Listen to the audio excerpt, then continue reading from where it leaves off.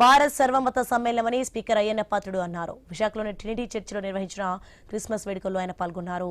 యేసు సూచించిన శాంతి, సోదరభావం అందరూ పాటించాలని సూచించారు. దేశం, రాష్ట్రం, ప్రాంతం బాగుండాలంటే దేవుడి ఆశీస్సులుండాలని స్పీకర్ అయ్యన్న పాత్రుడు చెప్పారు.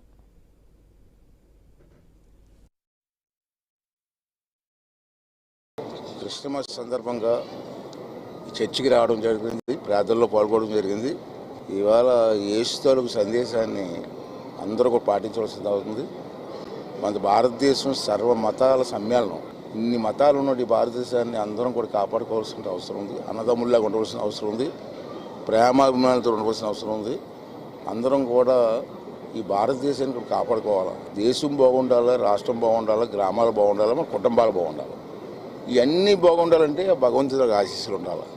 అంచేత ఇటువంటి కార్యక్రమాలు పాల్గొని అన్ని మతాలు కూడా అన్నదమ్ముల్లాగా ఉండి భారతదేశాన్ని కాపాడుకుంటూ మన రాష్ట్రాభివృద్ధిలో భాగస్వాములు అవుతూ మన పుట్టిన గ్రామాన్ని కూడా అభివృద్ధి చేసే కార్యక్రమాలు పాల్గొనాలని చెప్పి ఆ భగవంతుడి మనస్ఫూర్తి పాడుతుంది.